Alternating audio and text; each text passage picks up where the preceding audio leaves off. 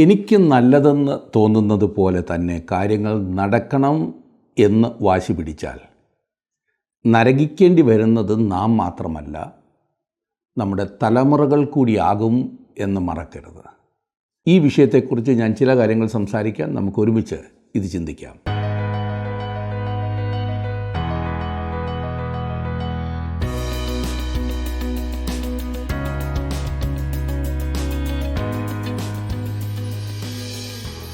നമ്മുടെ പല പ്രിയപ്പെട്ടവരുടെ ജീവിതാവസാനത്തിൽ അവർ കടന്നു പോകുന്ന ദുരിതങ്ങൾ കാണുമ്പോൾ പാവം ഒന്ന് മരിച്ചിരുന്നെങ്കിലെന്ന് ചിലപ്പോഴെങ്കിലും ചിലർ ആഗ്രഹിച്ച് കാണും. അത് തെറ്റാണോ? നല്ല പ്രായമായി കിടക്കയിൽ നിന്ന് എഴുന്നേൽക്കാൻ പോലും കഴിയാതെ കഷ്ടപ്പെട്ടിരുന്ന ഒരമ്മച്ചിയെ സന്ദർശിക്കുവാൻ ഞാൻ പോയത് ഓർക്കുന്നു. ഏറെ സങ്കടകരമായ ഒരു അവസ്ഥയിലായിരുന്നു അമ്മച്ചി. വലിയ വേദന. അല്പം ഞാൻ അവരോട് സംസാരിച്ചപ്പോൾ എനിക്ക് തോന്നി, ഈ അമ്മച്ചി ഇങ്ങനെ കിടന്ന് കഷ്ടപ്പെടുന്നത് ലോകത്തോടുള്ള ഇവരുടെ കൊതി തീർന്നിട്ടില്ല എന്നതുകൊണ്ടാണ്. ഈ മരണക്കിടക്കയിലും അവരുടെ സംസാരം മുഴുവൻ പണമുണ്ടാക്കുന്നതും പണമുള്ളവരെക്കുറിച്ചും ചെലവ് കുറയ്ക്കുന്നതും പുരയിടത്തിൽ മറ്റുള്ളവർ കയറുന്നതും അങ്ങനെ പലതുമായിരുന്നു. അവിടെ നിന്ന് പ്രാർത്ഥിച്ചിറങ്ങുന്നതിന് മുൻപ് ഞാൻ അമ്മച്ചിയോട് പറഞ്ഞു, അമ്മച്ചി, നിങ്ങൾ ഈ പറഞ്ഞതൊന്നും ചിന്തിക്കേണ്ട സമയമല്ല ഇപ്പോൾ. അങ്ങനെ ചിന്തിച്ചത് കൊണ്ട് പ്രത്യേകിച്ച് പ്രയോജനമൊന്നും ഉണ്ടാകുകയുമില്ല. മാത്രമല്ല, വളരെയേറെ ദോഷം ഉണ്ടാക്കി വെച്ചുകൊണ്ടിരിക്കുകയാണ്. ദൈവം തന്നതിനെല്ലാം ദൈവത്തിന് നന്ദി പറഞ്ഞ് ദൈവസന്നിധിയിലേക്ക് പോകുവാൻ തയ്യാറായിക്കൊള്ളുക. വളരെ താല്പര്യത്തോടെ അവർ ഞാൻ പറഞ്ഞത് സ്വീകരിച്ചു. അന്നു മുതൽ അവരെ ശുശ്രൂഷിച്ചവർ എന്നോട് പറഞ്ഞു, അമ്മച്ചി ഒരു വലിയ അനുഗ്രഹമായി മാറിയെന്ന്. അധികം താമസിക്കാതെ പ്രത്യാശയോടെ അവർ ദൈവസന്നിധിയിൽ ചേർക്കപ്പെടുകയും ചെയ്തു. ദൈവഹിതത്തിനപ്പുറം കാര്യങ്ങൾ സാധിക്കുവാൻ ദൈവത്തെ വിളിക്കുന്നത് അപകടമാകുന്നു. ദൈവഹിതത്തിൽ ജീവിച്ചെന്നാൽ സകല കാര്യങ്ങളും ദൈവം ഭംഗിയാക്കി തീർത്തു തരും എന്ന് വിശ്വസിക്കുവാൻ അനേകർക്കും വലിയ പ്രയാസമാണ്. തന്നിൽ ആശ്രയിക്കുന്നവരുടെ ജീവിതത്തിൽ സകലതും നന്മയ്ക്കായി കൂടി വ്യാപരിക്കുമെന്ന് ദൈവവചനം ഉണ്ടെങ്കിലും അത് അങ്ങോട്ട് ഉൾക്കൊള്ളുവാൻ പലർക്കും പ്രയാസമാണ്. ചില പ്രയാസങ്ങളൊക്കെ ദൈവം ജീവിതത്തിൽ അനുവദിക്കുന്നത് നമ്മെ കൂടുതൽ പ്രയോജനമുള്ളവരാക്കി തീർക്കുവാനാണ് എന്ന് നാം പലപ്പോഴും അംഗീകരിക്കില്ല. അങ്ങനെ വരുമ്പോൾ പ്രയാസമുള്ള സാഹചര്യങ്ങൾ മാറ്റിത്തരണേ എന്ന് നിർബന്ധം പിടിക്കുന്നതിനേക്കാൾ അതിൽ പിടിച്ചു നിൽക്കുവാൻ ദൈവകൃപ തരണേ എന്ന് പ്രാർത്ഥിക്കുന്നതല്ലേ നല്ലത്? ഞാൻ പറഞ്ഞു വരുന്നത് ഹിസ്കിയ രാജാവിൻ്റെ പ്രാർത്ഥനയെക്കുറിച്ചാണ്. ദിനവൃത്താന്ത പുസ്തകങ്ങളിൽ 2-ാം പുസ്തകം 33-ാം അധ്യായത്തിൽ ദൈവം പ്രവാചകനിലൂടെ ഹിസ്കിയാവോട് അവൻ മരിക്കുവാൻ പോകുന്നു, അവൻ്റെ വീട്ടുകാര്യം ഗൃഹകാര്യം ക്രമീകരിക്കുവാൻ ആവശ്യപ്പെട്ടു. ആരാണെങ്കിലും പതറിപ്പോകും, ഇല്ലേ?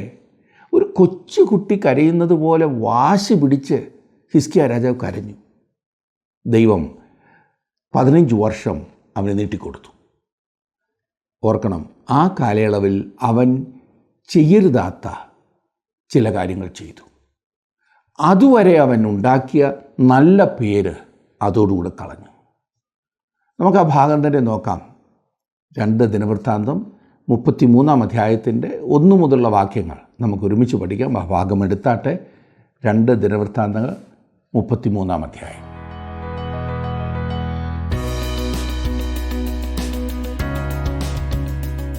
രണ്ട് ദിനവൃത്താന്തം 33-ാം അധ്യായമാകുന്നു നാം ഇപ്പോൾ പഠിക്കുവാൻ തുടങ്ങുന്നത്. 33-ാം അധ്യായത്തിൻ്റെ ആദ്യത്തെ 2 വാക്യങ്ങളിൽ നാം വായിക്കുന്നത്, മനശ്ശെ വാഴ്ച തുടങ്ങിയപ്പോൾ അവന് 12 വയസ്സായിരുന്നു. അവൻ 55 സംവത്സരം യെരൂശലേമിൽ വാണു. യഹോവ ഇസ്രായേൽ മക്കളുടെ മുമ്പിൽ നിന്ന് നീക്കിക്കളഞ്ഞ ജാതികളുടെ മ്ലേച്ഛതകളെപ്പോലെ അവൻ യഹോവയ്ക്ക് അനിഷ്ടമായുള്ളത് ചെയ്തു. ഇത് വളരെ ആശ്ചര്യകരമായിരിക്കുന്നു, ഇല്ലേ? ഹിസ്കിയാവ് തൻ്റെ രാജ്യത്തെ വലിയ ഒരു ആത്മീയ ഉണർവിലേക്ക് നയിച്ച വളരെ നല്ലൊരു രാജാവായിരുന്നു. അവന് ശേഷം അവൻ്റെ മകൻ രാജസ്ഥാനത്ത് വരുന്നു. അവനെപ്പോലെ മോശമായൊരു രാജാവ് നേരത്തെ ഉണ്ടായിരുന്നില്ല. ഈ കാര്യത്തെ എങ്ങനെ വിശദീകരിക്കുവാൻ സാധിക്കും? എൻ്റെ കാര്യം പറഞ്ഞാൽ അതിനൊരു വിശദീകരണം നൽകുവാൻ എന്നെക്കൊണ്ട് സാധിക്കില്ല. അതുപോലുള്ള കാര്യം നമുക്ക് ചുറ്റും സംഭവിക്കുന്ന അതെനിക്ക് വിശദീകരിക്കുവാൻ സാധ്യമല്ല സുഹൃത്തെ. വളരെ ഭക്തരായ മാതാപിതാക്കളുടെ മക്കൾ, നല്ല ആത്മീക അന്തരീക്ഷമുള്ള ഭവനത്തിൽ നിന്നും വരുന്നവർ സകലത്തോടും എതിർപ്പ് പ്രകടിപ്പിക്കുന്നതും ദൈവകാര്യങ്ങളിൽ താല്പര്യമില്ലാതെ നിൽക്കുന്നതും സാധാരണ നാം കാണാറുണ്ട്, കേൾക്കാറുണ്ട്. എനിക്ക് ലഭിക്കുന്ന അനേകം കത്തുകളിലും ഈ വിഷയം പ്രാർത്ഥനയ്ക്കായി പലരും എഴുതാറുണ്ട്. വഴിതെറ്റിപ്പോകുന്ന യുവജനങ്ങളെ കാണുമ്പോൾ അവരെ തങ്ങളുടെ ഭവനങ്ങളിൽ വേണ്ട വിധം സ്നേഹിച്ചില്ല, കരുതിയിരുന്നില്ല എന്നൊക്കെ ചിന്തിക്കുവാനും പറയുവാനും എളുപ്പമാണ്. ദൈവമില്ലാത്ത മാതാപിതാക്കൾ, ഭൗതിക നേട്ടങ്ങളെക്കുറിച്ച് മാത്രം ചിന്തിച്ചിരുന്ന അമ്മയപ്പന്മാർ, എല്ലാ സമയവും വഴക്കെട്ടിരുന്ന ഭവനങ്ങളിൽ അഥവാ തകർന്ന കുടുംബങ്ങളിൽ നിന്നും വന്നവരാണ് ഇങ്ങനെ അലഞ്ഞു തിരിയുന്നതെന്ന് പറഞ്ഞാൽ എനിക്ക് മനസ്സിലാകും. അവർ സകലത്തോടും മറുതലിക്കുന്നുവെങ്കിൽ അത്ഭുതപ്പെടുവാനില്ല. എന്നാൽ എങ്ങനെയാണ് വളരെ ദൈവഭയമുള്ള ഒരു വീട്ടിൽ നിന്നും സ്നേഹം ചൊരിയുന്ന ഭക്തരായ മാതാപിതാക്കളുടെ മക്കൾ വഴിതെറ്റിപ്പോകുന്നത്? വാസ്തവത്തിൽ എനിക്കത് വിവരിക്കുവാൻ അറിയില്ല സുഹൃത്തെ. 2 സാധ്യതകളെ എനിക്ക് പറയുവാൻ കഴിയൂ. അവ രണ്ടും അത്ര ശക്തിയായ വാദമാണെന്ന് തോന്നുന്നുമില്ല. ഒന്നാമതായി, യുവജനങ്ങൾ തങ്ങൾക്ക് ചുറ്റുമുള്ള മറ്റ് യുവജനങ്ങളാൽ സ്വാധീനിക്കപ്പെടുന്നു. എപ്പോഴും മനുഷ്യൻ്റെ ചായ്വ് തെറ്റിലേക്കാണല്ലോ. തങ്ങളുടെ മാതാപിതാക്കൾ വെറും മണ്ടരാണ്, പഴഞ്ചനാണ് എന്ന് തോന്നുന്ന ഒരു കാലഘട്ടത്തിലൂടെ എല്ലാ യുവജനങ്ങളും പോകുന്നത് സ്വാഭാവികമാണ്. ഇത് എൻ്റെയും നിങ്ങളുടെയും എല്ലാവരുടെയും കാര്യത്തിൽ വാസ്തവമാണ്. അവർ വാസ്തവത്തിൽ അറിയേണ്ട വിധം അറിയുന്നില്ല എന്നതാണ് കാരണം. അങ്ങനൊരു സമയം യുവാക്കൾക്കുണ്ട്. പല യുവാക്കളും ഇതേ കാര്യം പറയുന്നത് ഞാൻ കേട്ടിട്ടുണ്ട്. ചിലർ പറയുന്നത്, അങ്കിളെ, എൻ്റെ മാതാപിതാക്കൾക്കൊന്നും അറിയില്ല, എൻ്റെ കൂട്ടുകാരൊക്കെ എങ്ങനെയാണ് ജീവിക്കുന്നതെന്ന് അറിയാമോ? ഒരു സഭാ ശുശ്രൂഷകൻ എന്നോട് പറഞ്ഞത്, അയാൾ കോളേജിൽ പോയപ്പോൾ തൻ്റെ പിതാവിനെക്കുറിച്ച് വളരെ ലജ്ജ തോന്നിയിരുന്നു പോലും. എന്നാൽ പിന്നീട് അയാൾ ജീവിത യാഥാർത്ഥ്യങ്ങളെ അഭിമുഖീകരിക്കുവാൻ തുടങ്ങിയപ്പോൾ, അതെ, ഈ ലോകത്തിലേക്ക് ഇറങ്ങി ഇവിടെ പ്രശ്നങ്ങളെ നേരിടുവാനൊക്കെ തുടങ്ങിയപ്പോൾ ഒരു ദിവസം വീട്ടിലേക്ക് വന്നു. ആകെ തലവേദന, എന്തു ചെയ്യണമെന്നറിയില്ല. അങ്ങനെ ഇരിക്കുമ്പോൾ ഒരു കാര്യം അയാൾ മനസ്സിലാക്കി. അയാളുടെ പിതാവ് ഭോഷനും പഴഞ്ചനും ഒക്കെ ആണെങ്കിലും അദ്ദേഹം ജീവിക്കുവാൻ നല്ല മാർഗം കണ്ടുപിടിച്ചിരുന്നു. തൻ്റെ കുടുംബത്തിലുള്ളവർക്ക് മാന്യമായി ജീവിക്കുവാൻ വേണ്ടത് നൽകിയിരുന്നു. യുവാവായ താൻ വീട്ടിന് വെളിയിൽ ആയിരുന്ന ആ ഇടക്കാലത്ത് പിതാവ് ഇത്രമാത്രം പഠിച്ചുവോ എന്നത് എൻ്റെ സുഹൃത്തിന് വളരെ അത്ഭുതമുളവാക്കിയ വിഷയമായിരുന്നു എന്ന് എന്നോട് പറഞ്ഞു. അതെ, എല്ലാ യുവാക്കളും ഈ പറഞ്ഞതുപോലുള്ള ഒരു കാലഘട്ടത്തിലൂടെ കടന്നു പോകും. പക്ഷേ ഓർക്കണം, നമ്മുടെ മാതാപിതാക്കൾ എത്ര മിടുക്കരായിരുന്നു എന്ന്. 2 കുട്ടികളെ ശരിയായ വിധത്തിൽ പോറ്റുവാൻ ഇന്ന് പാടുപെടുമ്പോൾ 5ഉം 6ഉം അതിലധികവും മക്കളെ എത്ര മനോഹരമായിട്ടാണ് പഴയ കാലത്തുള്ളവർ വളർത്തിയിരുന്നത്. ഭവനത്തോട് മറുതലിച്ച് നിൽക്കുന്ന യുവജനങ്ങൾ മറ്റുള്ളവരെ സ്വാധീനിക്കുമെന്ന് എനിക്കറിയാം.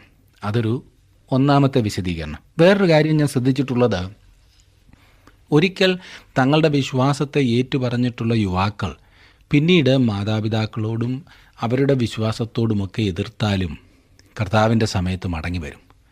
നാം ഇപ്പോൾ ഇവിടെ പഠിക്കുവാൻ പോകുന്ന മനശ്ശെ രാജാവ് അതിനൊരു നല്ല ഉദാഹരണം തന്നെയാകുന്നു. നമുക്ക് ഊഹിക്കാവുന്നതിനേക്കാളൊക്കെ ദുഷിച്ച ഭരണമായിരുന്നു മനശ്ശെയുടേത്. എൻ്റെ വിശ്വാസം, ദൈവ സാന്നിധ്യത്തിൻ്റെ കാണപ്പെടാവുന്ന മഹത്വം, അതെ, ആ ഷെക്കേന ദേവാലയത്തെ വിട്ടുപോയിരുന്ന ഒരു കാലമായിരുന്നു മനശ്ശെയുടെ ഭരണകാലം എന്നത്രേ. ജനത്തിൻ്റെ പാപവും മറുതലിപ്പും കാരണം ദൈവത്തിൻ്റെ ഷെക്കേന തേജസ് അതിവിശുദ്ധ സ്ഥലത്തു നിന്നും മാറ്റപ്പെട്ടിരിക്കുന്നതായി യെഹെസ്കിയേൽ തൻ്റെ ദർശനത്തിൽ കാണുകയുണ്ടായി. അത് യെരുശലേമിൻ്റെ മതിലിൻ്റെ വെളിയിൽ ആയി അവിടെ നിന്നു. ജനം ദൈവത്തെങ്കിലേക്ക് തിരിഞ്ഞില്ല. തുടർന്ന് ദൈവത്തിൻ്റെ ഷെക്കേന തേജസ് ഒലിവുമലയിൽ ദർശിക്കപ്പെട്ടു. എന്നിട്ടും ജനങ്ങൾ ദൈവത്തെങ്കിലേക്ക് വരുന്നതായി കാണുന്നില്ല. അതുകൊണ്ട് ദൈവത്തിൻ്റെ ഷെക്കേന തേജസ് സ്വർഗത്തിലേക്ക് എടുക്കപ്പെട്ടു. ഇഖബോദ് എന്ന് പറഞ്ഞാൽ മഹത്വം പോയിരിക്കുന്നു എന്നത്രേ. ഈ പേരാണ് ദേവാലയത്തിൻ്റെ പടിവാതിലിൽ എഴുതിയത്. അവരുടെ ഭവനം അവർക്ക് തന്നെ ശൂന്യമാക്കപ്പെട്ടതായി നൽകി. എത്ര പരിതാപകരമായ ഒരു സ്ഥിതിവിശേഷം! പ്രവാസത്തിൻ്റെ സമയത്ത് ദൈവത്തിൻ്റെ ഷെക്കേന ദേവാലയത്തെ വിട്ടുപോയിരുന്നു എന്ന് മിക്കവാറും എല്ലാ വ്യാഖ്യാതാക്കളും സമ്മതിക്കുമെന്നത് എനിക്കറിയാം. അതത്ര ശരിയാണെന്ന് എനിക്ക് തോന്നുന്നില്ല. മനശ്ശെയുടെ ഭരണസമയത്ത് ദൈവത്തിൻ്റെ ഷെക്കേന നീങ്ങപ്പെട്ടിരുന്നില്ലെങ്കിൽ ദൈവത്തിൻ്റെ സാന്നിധ്യം ഇസ്രായേലിൽ നിന്നും മാറിയിരിക്കേണ്ട വേറൊരു കാലഘട്ടത്തെ ചരിത്രത്തിൽ എനിക്ക് കാണുവാൻ കഴിയുന്നില്ല. വേറൊരുവിധത്തിൽ ഇതിനേക്കാൾ മോശമായ വേറൊരു കാലഘട്ടം ഉണ്ടായിട്ടില്ല. ഇതായിരുന്നു ആ സമയം എന്ന് ഞാൻ വിശ്വസിക്കുന്നു. അതിനേക്കാൾ ഭയങ്കരം ഈ മനുഷ്യൻ എത്ര വർഷം ഭരിച്ചു എന്ന് ശ്രദ്ധിച്ചോ. അവൻ യെരുശലേമിൽ 55 വർഷം ഭരിച്ചു. നമ്മുടെ രാജ്യത്തൊക്കെ 5 വർഷം ഭരിക്കുമ്പോഴത്തേക്കും തലവേദനയാണെന്ന് പറയുമല്ലേ. അതുകൊണ്ട് തന്നെ അടുത്തത് വേറൊരാളെ കൊണ്ടുവരുവാൻ എല്ലാവരും കൂടി ശ്രമിക്കും. ഈ മനുഷ്യൻ അവിടെ ഭരിച്ചിട്ടുള്ള മറ്റെല്ലാവരേക്കാളും കൂടുതൽ വർഷങ്ങൾ ഭരിച്ചു. ദാവീദിനേക്കാൾ കൂടുതൽ, ശലോമോനേക്കാൾ കൂടുതൽ, അവൻ്റെ പിതാവിനേക്കാൾ കൂടുതൽ. എന്തുകൊണ്ടായിരിക്കും? കാരണം ദൈവം കരുണാസമ്പന്നനാണ്. ദൈവം ദീർഘക്ഷമയുള്ളവനാണ്.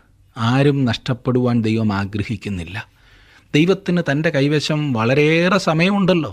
നിത്യത തൻ്റെ പിൻപിലും നിത്യത തൻ്റെ മുൻപിലുമുണ്ട്. അവനൊട്ടും ധൃതിയില്ല. സുഹൃത്തെ, താങ്കൾ ദൈവത്തെ തള്ളിവിടുന്നു എന്ന് ചിന്തിക്കരുത്. അവനെ ചലിപ്പിക്കുവാൻ താങ്കളെക്കൊണ്ട് സാധിക്കില്ല.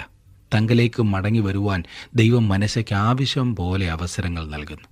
ദൈവത്തിൻ്റെ വീക്ഷണം ആകുന്നു ദിനവൃത്താന്ത പുസ്തകങ്ങളിൽ നമുക്ക് ലഭിക്കുന്നതെന്ന് മറക്കരുത്.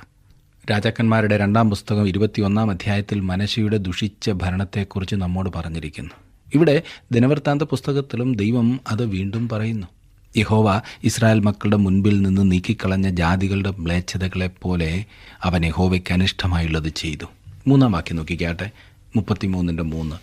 അവൻ തൻ്റെ അപ്പനായ യെഹിസ്കിയാവ് ഇടിച്ചു കളഞ്ഞിരുന്ന പൂജാഗിരികളെ വീണ്ടും പണിതു, ബാൽ വിഗ്രഹങ്ങൾക്ക് ബലിപീഠങ്ങളെ തീർത്തു, അശേര പ്രതിഷ്ഠകളും ഉണ്ടാക്കി, ആകാശത്തിലെ സർവ്വസൈന്യത്തെയും നമസ്കരിച്ചു സേവിച്ചു. അവൻ മറ്റെല്ലാവരേക്കാളും വിശാലമായൊരു ആരാധനാ പരിപാടി ഉണ്ടാക്കി, അന്യദൈവങ്ങളെ ആരാധിക്കുന്ന ആ പണി. അവൻ ആഹാബിനെപ്പോലെയും ഇസബേലിനെപ്പോലെയും മോശമായിരുന്നു. അവർ ആരാധിച്ചതുപോലെ മനശ്ശെയും ബാലിനെ സേവിച്ചു. 4-5 വാക്യങ്ങളിൽ നാം കാണുന്നത്, യെരുശലേമിൽ എൻ്റെ നാമം ഇരിക്കുമെന്ന് യഹോവ അരുളി ചെയ്ത യഹോവയുടെ ആലയത്തിലും അവൻ ബലിപീഠങ്ങൾ പണിതു. യഹോവയുടെ ആലയത്തിൻ്റെ പ്രാകാരം 2-ലും അവൻ ആകാശത്തിലെ സൈന്യത്തിനു ബലിപീഠങ്ങൾ പണിതു. ആകാശത്തിലെ സൈന്യത്തെ ആരാധിക്കുന്ന ബലിപീഠങ്ങൾ അവൻ യെരുശലേം ദേവാലയത്തിൽ ഉണ്ടാക്കി. അതെ, സൂര്യ ഭഗവാനെ ആരാധിക്കുന്നത് പോലെ, ചന്ദ്രദേവനെ ആരാധിക്കുന്നത് പോലെ, ബുധനെയും ശുക്രനെയും നക്ഷത്രങ്ങളെയും ആരാധിക്കുന്ന ആ സമ്പ്രദായം, വേറെ വിധത്തിൽ പറഞ്ഞാൽ മനശ്ശെയെ നക്ഷത്രഫലം പറയുന്ന പരിപാടി അവിടെ തന്നെ ദേവാലയത്തിൽ സ്ഥാപിച്ചു. നക്ഷത്രഫലം അറിയുവാൻ ദേവാലയത്തിൽ പോയാൽ മതിയായിരുന്നു അക്കാലത്ത്.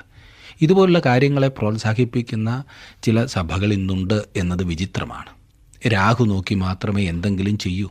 മുഹൂർത്തം നോക്കുന്നത് ഒരു ദൈവപൈതലിനുള്ളതല്ല സുഹൃത്തെ. അത് നോക്കുന്നവർ വാസ്തവത്തിൽ ദൈവത്തെ വിശ്വസിക്കുന്നില്ല എന്നതാണ് കാണിക്കുന്നത്. സൃഷ്ടാവിനേക്കാൾ അധികം സൃഷ്ടിയെ ഭജിക്കുന്ന അജ്ഞത.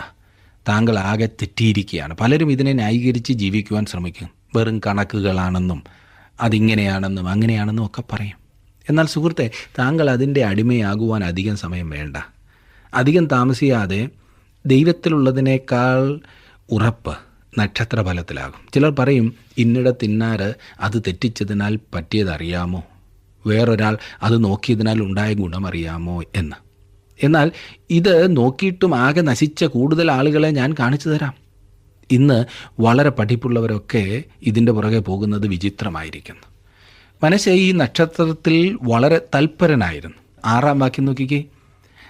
അവൻ തൻ്റെ പുത്രന്മാരെ ബെൻഹിന്നോൻ താഴ്വരയിൽ അഗ്നിപ്രവേശം ചെയ്യിച്ചു. മുഹൂർത്തം നോക്കി ആഭിചാരങ്ങളും ക്ഷുദ്രങ്ങളും പ്രയോഗിച്ചു. വെളിച്ചപ്പാടന്മാരെയും ലക്ഷണം പറയുന്നവരെയും നിയമിച്ചു.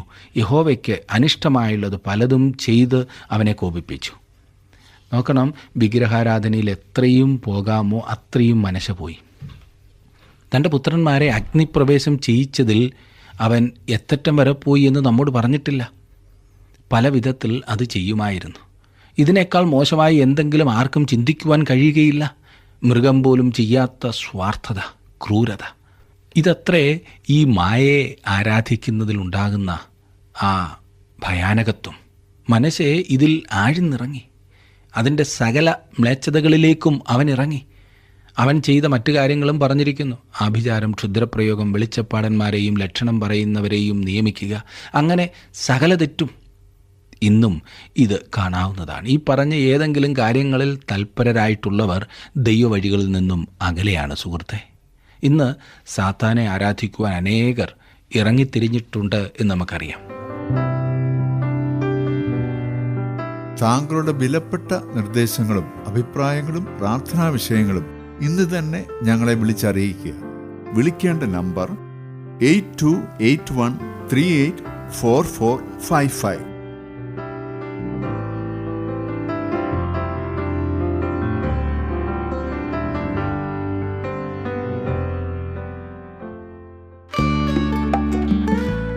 ഇന്നത്തെ പ്രോഗ്രാം താങ്കൾക്ക് ഇഷ്ടപ്പെട്ടുവോ? എങ്കിൽ ഉടൻ തന്നെ ഞങ്ങൾക്കൊരു മിസ് കോൾ തരിക. അടുത്ത വിജയി ഒരുപക്ഷെ താങ്കളായിരിക്കാം.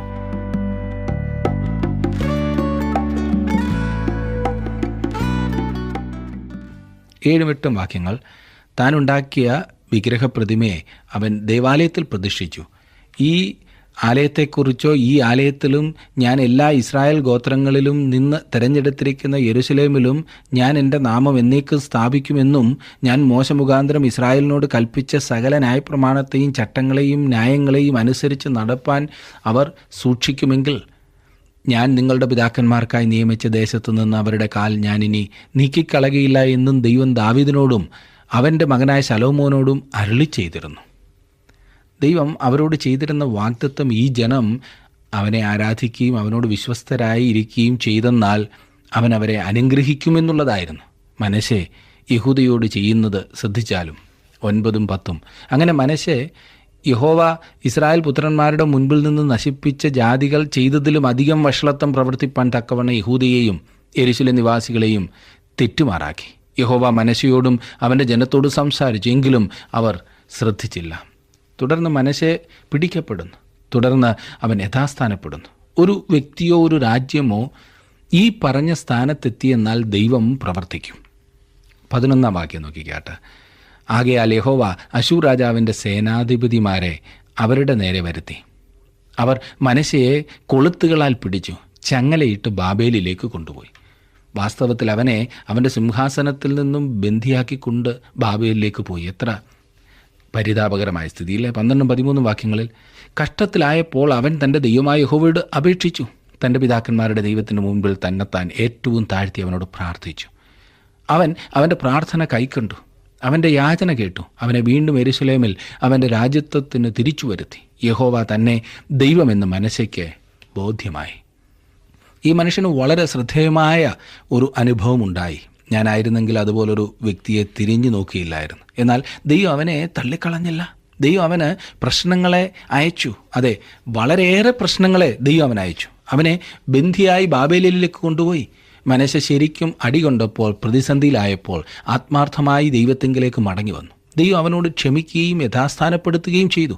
എന്നിട്ടും അവൻ അതുപോലുള്ള പലരെയും പോലെ ബലഹീനനും അശക്തനുമായിരുന്നു. അവൻ യെരുശലേമിലേക്ക് മടങ്ങി വന്നപ്പോൾ അവൻ ദേവാലയത്തിൽ നിന്നും അന്യദൈവങ്ങളെയും വിഗ്രഹങ്ങളെയും നീക്കുകയും ദേവാലയത്തിലെ യാഗപീഠം നന്നാക്കി അതിൽ യാഗം കഴിക്കുകയും ചെയ്തു. 17 വാക്യം നോക്കിക്കാട്ട്. എന്നാൽ ജനം പൂജാഗിരികളിൽ യാഗം കഴിച്ചു പോന്നു, എങ്കിലും തങ്ങളുടെ ദൈവമായ യഹോവയ്ക്ക് അത്രേ. വേറെ വിധത്തിൽ പറഞ്ഞാൽ, ഇതൊക്കെയാണെങ്കിലും ജനങ്ങൾ വാസ്തവത്തിൽ ദൈവത്തിങ്കിലേക്ക് വന്നില്ല. അവർ പൂജാഗിരികളിൽ യാഗം കഴിച്ചും. ഈ സമയമെല്ലാം മനശ്ശെയാണ് ഭരിച്ചിരുന്നത്. അവൻ ബാബേലിൽ ഒരു നിസ്സഹായനായ ബന്ധിയായിരുന്നപ്പോൾ ദൈവം അവൻ്റെ പ്രാർത്ഥന കേട്ടു. ദൈവം എത്ര കരുണാസമ്പന്നനാകുന്നു എന്ന് ഇത് വെളിപ്പെടുത്തുന്നു. ഇവിടെ ഇതാ ഭക്തരായ മാതാപിതാക്കളുടെ മകൻ. അവൻ പാപത്തിൻ്റെ ഏറ്റവും ആഴമേറിയ ഭാഗങ്ങളിലേക്ക് പോയതിന് ശേഷം ദൈവത്തിങ്കിലേക്ക് മടങ്ങി വന്നു. എന്നെ ശ്രദ്ധിക്കുന്ന ഓരോ മാതാവിനും പിതാവിനും ഇതൊരു ഉത്തേജനമാകേണ്ടതാണ്.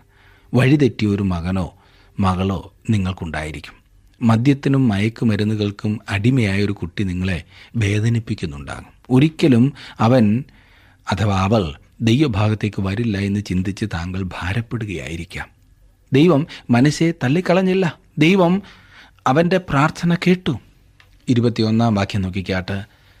ആമോൻ വാഴ്ച തുടങ്ങിയപ്പോൾ അവന് 22 വയസ്സായിരുന്നു. അവൻ 2 സംവത്സരം യെരുശലേമിൽ വാണു.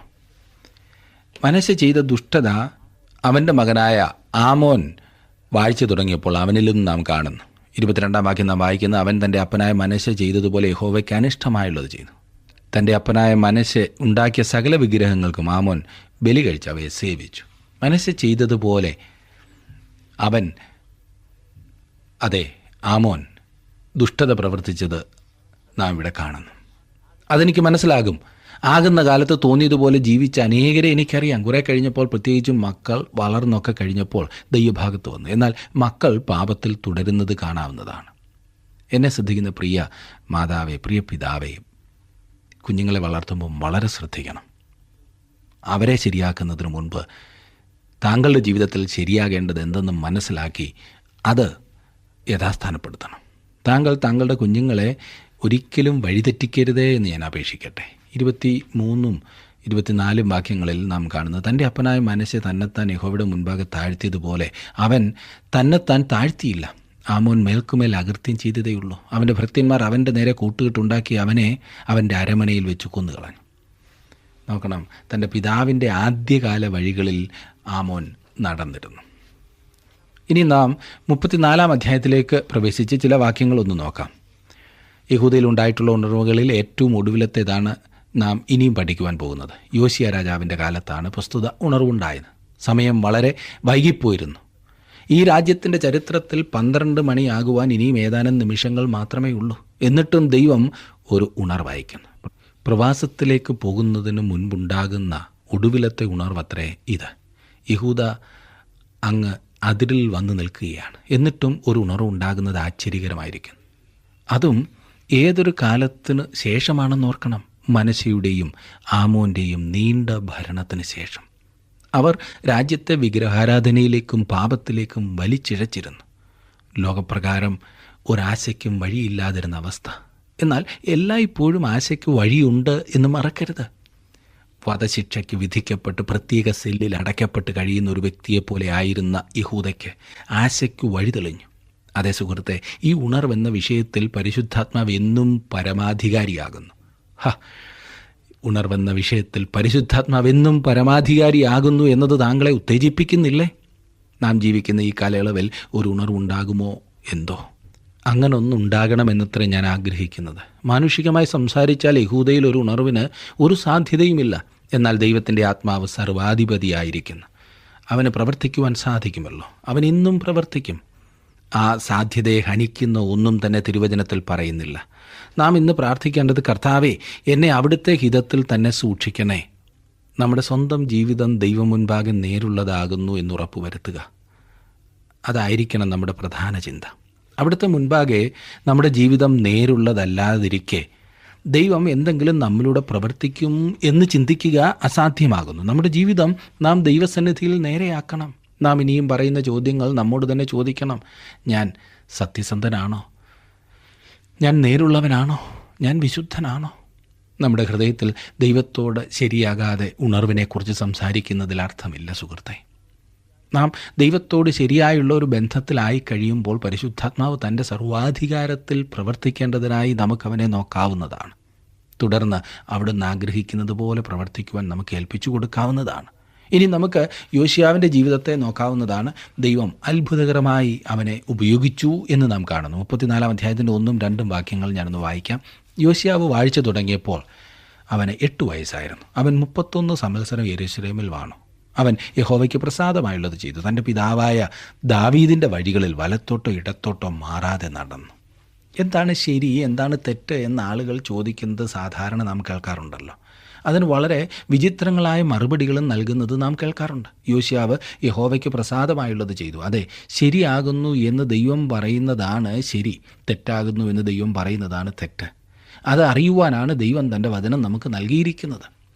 ഇരുളിൽ നിന്നും വെളിച്ചത്തെ വേർതിരിച്ചത് ദൈവമാകുന്നു എന്നോർക്കണം. താങ്കൾക്കോ എനിക്കോ അത് സാധ്യമല്ല. നമുക്ക് നമ്മുടെ മുറിയിൽ പ്രവേശിച്ച് സ്വിച്ച് ഇടുമ്പോൾ ഇരുട്ട് മാറിപ്പോകുന്നത് കാണാവുന്നതാണ്. അതിനപ്പുറം നമ്മെക്കൊണ്ട് എന്ത് സാധിക്കും? നമുക്കതിനെ വേർതിരിക്കുവാൻ കഴിയുകയില്ല. ഒരു വര വരച്ചിട്ട് ഈ വരയുടെ ഈ വശത്ത് വെളിച്ചവും മറുവശത്ത് ഇരുളുമാകുവാൻ പോകുന്നു എന്ന് താങ്കൾക്ക് പറയുവാൻ സാധ്യമല്ല. എന്നെക്കൊണ്ടും കഴിയില്ല കേട്ടോ. എന്നാൽ ദൈവത്തിനത് സാധിക്കും. എന്താണ് ശരി, എന്താണ് തെറ്റ് എന്ന് ദൈവത്തിന് കൽപ്പിക്കാവുന്നതാണ്. അവൻ പരമാധികാരിയാണല്ലോ. അവനെല്ലാം അറിയാം. 3-ാം വാക്യത്തിൽ നാം വായിക്കുന്നത്, അവൻ്റെ വാഴ്ചയുടെ 8-ാം ആണ്ടിൽ അവൻ്റെ യൗവനത്തിൽ തന്നെ അവൻ തൻ്റെ പിതാവായ ദാവീദിൻ്റെ ദൈവത്തെ അന്വേഷിച്ചു തുടങ്ങി. 12-ാം ആണ്ടിൽ അവൻ പൂജാഗിരികളെയും അശേരാ പ്രതിഷ്ഠകളെയും വിഗ്രഹങ്ങളെയും ബിംബങ്ങളെയും നീക്കി യഹൂദയെയും യെരൂശലേമിനെയും വെടിപ്പാക്കുവാൻ തുടങ്ങി. ഇത്ര ചെറുപ്പത്തിൽ തന്നെ ദൈവത്തെ അന്വേഷിക്കുവാൻ ആരംഭിച്ച ഭാഗ്യാവസ്ഥ. അവൻ അറിഞ്ഞ സത്യത്തിൽ, അതെ, അവൻ അറിയാമായിരുന്നത് ദാവീദിൻ്റെ വഴികളായിരുന്നു. അതിൽ അവൻ വിശ്വസ്തയോടെ നടന്നു. അവൻ്റെ വാഴ്ചയുടെ 8-ാം ആണ്ടിൽ എന്ന് പറഞ്ഞാൽ യോശിയാവിന് 16 വയസ്സുള്ളപ്പോൾ എന്നത്രേ. ഇക്കാലത്ത് ആത്മീകമായ ചലനം, ദൈവവചനത്തിനു വേണ്ടി കൂടുതൽ ദാഹിക്കുന്നത് യുവജനങ്ങളാണ് എന്ന് പറയേണ്ടിയിരിക്കുന്നു. അവർക്ക് മാത്രമുള്ളതാകുന്നു എന്ന അർത്ഥത്തിലല്ല ഞാൻ പറയുന്നത്. അവരാണ് ഭൂരിഭാഗം എന്ന് മാത്രമാണ് ഞാൻ ഉദ്ദേശിച്ചത്. യോശിയാവ് ദൈവത്തെ അന്വേഷിക്കുവാൻ ആരംഭിച്ചപ്പോൾ അവന് വെറും 16 വയസ്സ് മാത്രമേ ഉണ്ടായിരുന്നുള്ളൂ. യഹൂദയിൽ അവൻ നവീകരണം ആരംഭിച്ചപ്പോൾ അവന് 20 വയസ്സ് മാത്രമേ ഉണ്ടായിരുന്നുള്ളൂ എന്ന് ഓർക്കണം സുഹൃത്തെ.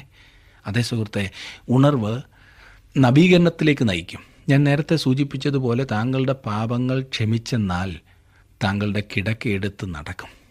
വാസ്തവത്തിൽ മാനസാന്തരപ്പെട്ടെന്നാൽ താങ്കളുടെ പാപങ്ങളിൽ നിന്നും താങ്കൾ അകന്നിരിക്കും, ദൂരെ പോകും.